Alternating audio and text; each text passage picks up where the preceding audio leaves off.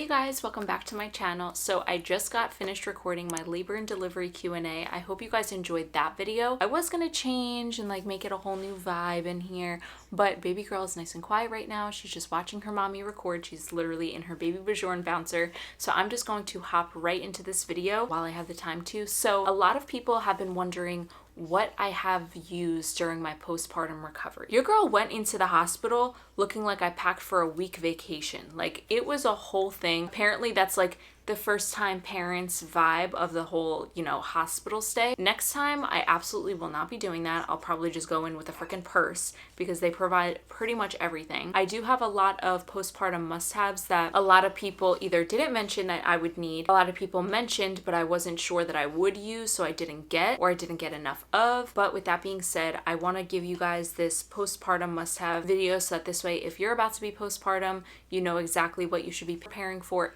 after the hospital. So all of these items, some of them will be used in the hospital as well. Postpartum recovery at home is no joke, and honestly, you don't really realize what you need until you're home. And sometimes, like, I had Amazon deliveries coming every single day because of things that I needed to re-up on or whatever the case may be. So just a little story of my delivery, like just to kind of give some context. I was induced at 39 weeks, tore to the first degree, so that kind of had some play on my recovery, and I will be doing a postpartum Q&A when it comes to the recovery itself, but this is more about the products that I used. I'm just going to be telling you guys the products, and I'll pop a picture up, and if you guys want to purchase any of these, I will leave the links down in the description for you, so that this way it's super easy to purchase. Okay, so the first item that I absolutely use is the Frida bottle, like the postpartum bottle. Now, you will get one in the hospital, or at least I did. The bottle shape is completely different. So the one that they give you in the hospital, it's kind of just like pretty much like this, actually. So it's like a spout on top, and then you just hold it under you and like squeeze it like that. But what's annoying is that because the nozzle is up here, think about it like this. Like, if you have water in here,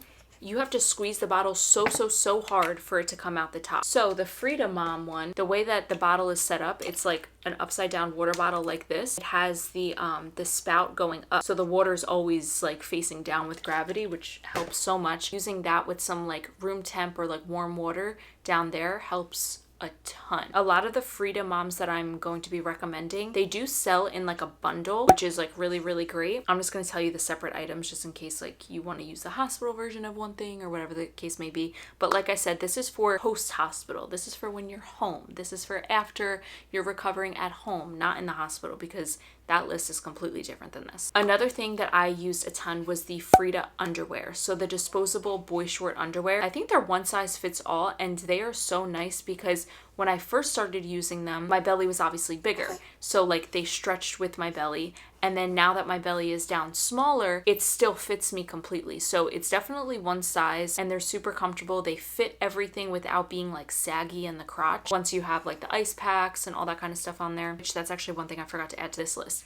The Frida ice packs. So the ice packs that you'll be using, like the Frida Mom ice packs, or even the hospital ones, or if you get an off-brand one, those are a complete lifesaver, especially for when you're like in those first few days postpartum. You don't really know the pain until you know the pain of getting up and feeling that. Even now, like, I feel my stitches like dissolving, which is not a fun feeling. Those ice packs really come in clutch. I still use them to this day, not as much as I did, but those ones are really good because they are like maxi pads as well. You don't need a double up pad, those and everything else. Now, once you get to the point where you don't need to wear those ice packs anymore, the Frida Mom catch-all pads, I think they're called, are really amazing. So I ordered like 3 bags of those, and I'll just be using them once I do get my period again, because I heard that first period is super crazy anyway. Those pads are amazing. They actually have, very weird that I noticed this, but on the sides of the pads, they have like this, like, it reminds me, hold on. So on a diaper, you see these like little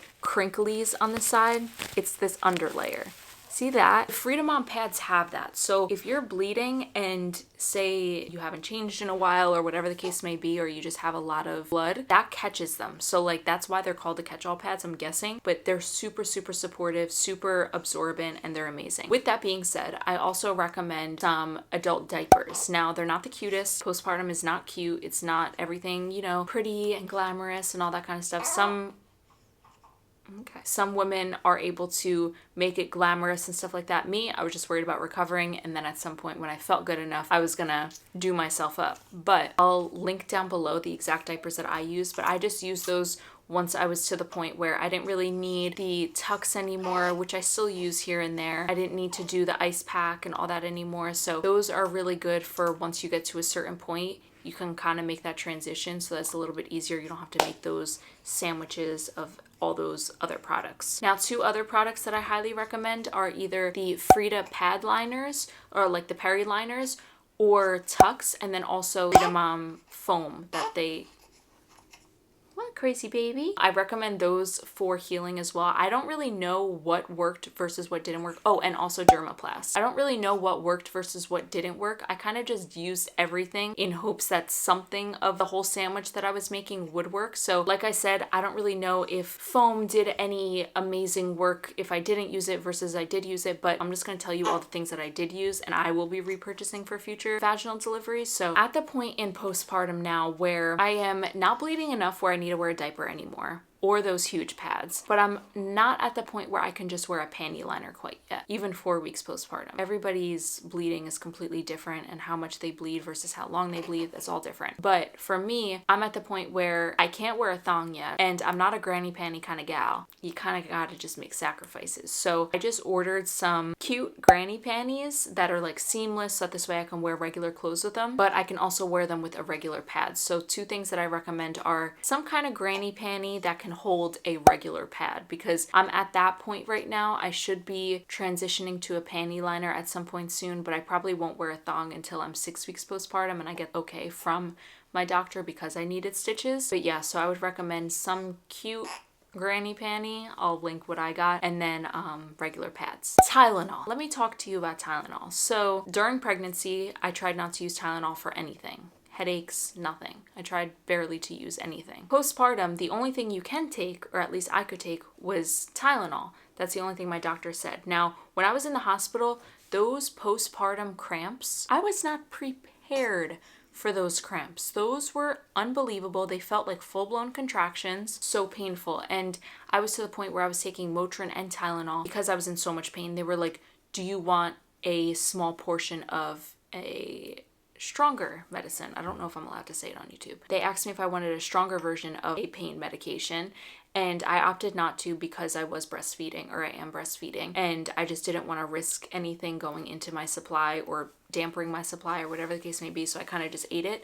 But Tylenol really helped once I got home with my recovery. I'm not taking them anymore. I probably took them for about 2 weeks or so, but I did get a prescribed dosage of Tylenol. I think it was, I don't want to say how many milligrams because I'm not quite sure. A water bottle. So I constantly have water with me because breastfeeding gets you so dehydrated. You literally feel dehydration and the energy draining from your body as your baby is nursing. So with that being said, I do have this one right here because my other one needs to be washed. A water bottle is so helpful. I love my Simply Modern one. What's the matter, baby girl? Yeah, I highly recommend just like a reusable water bottle. Okay, so now we're going to get into the breastfeeding portion. If you're not breastfeeding, obviously this won't, affect your postpartum must-haves, but for me, I'm breastfeeding and I have been since literally an hour after she's been out of me. Somebody was getting a little antsy. So one thing that I learned when I was in the hospital, at least the lactation consultant that I spoke to didn't recommend for me to breast or like pump for a month. So like now I could not.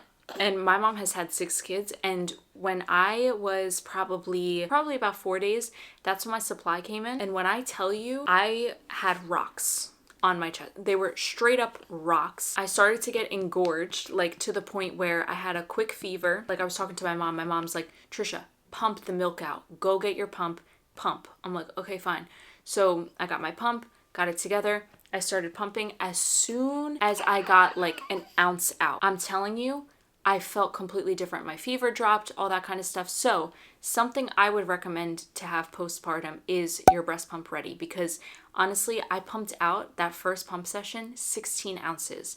Now, mind you, I have a really good supply, thankfully, but I pumped out 16 ounces and I felt amazing after. So that's one thing that I feel like I definitely needed and I didn't expect to need so soon. And with that being said, have backup pump parts. So extra flanges, extra duckbill valves, bottles. I actually had to buy, because I have the Spectra pump, those came with I think 5-ounce bottles, but I pump way more than 5 ounces, even though I only pump probably maybe 1 time a day, just kind of like during that night feed. So she'll get a bottle and then I'll pump. I needed like the extra large pumping bottles, so I have like 9-ounce ones, so that this way I don't have to stop my pumping session, dump the 5 ounces, and then get more. I said dump.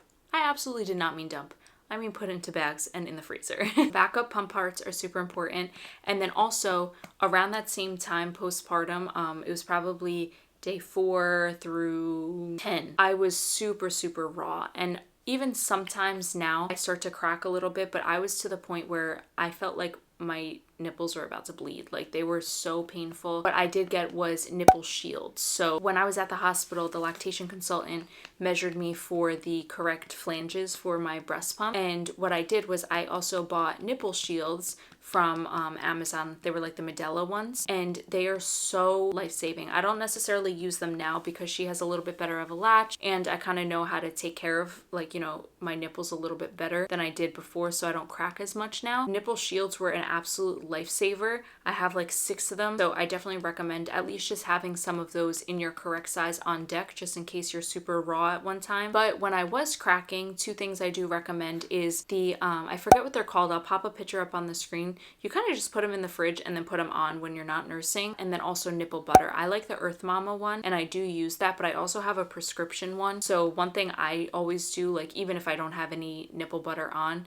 is I always wipe myself down before she feeds. I don't know if I said this already, but nursing bras, I might have already said this. I'll just touch on it again really quickly. Nursing bras I have been living in. Nursing bras are super convenient. You just unlatch them, pull it down, or I also have the ones that just like separate right here, but I'm definitely going to be living in those for pretty much my whole breastfeeding journey with her. And then 2 more things I would recommend postpartum is healthy snacks. Now, one thing postpartum that I've been struggling with even now, it's getting a little bit better, but is eating. That's one thing that I feel like people don't talk about, is that you just don't have time or energy to cook, eat, really do anything. We've been ordering DoorDash for the first like week or 2 postpartum. Obviously I would prefer to be cooking meals, but I can't because all my energy is going to her when she's eating, and then on my off times I'm recording or editing or working, that type of thing. So one thing I would recommend is having like healthy meals, meal prepped, or have like healthy snacks that you can kind of, in a moment like this where she didn't want to be in her bouncer, she kind of wants to be held for that comfort. I could eat a quick little something right now, like a granola bar, or, you know, like oats or whatever the case may be. And then the last thing that I would recommend, and this is kind of a must-have, but it's something that not all people are fortunate enough to receive. If people offer their help, accept the help. That's not really like something you can buy online.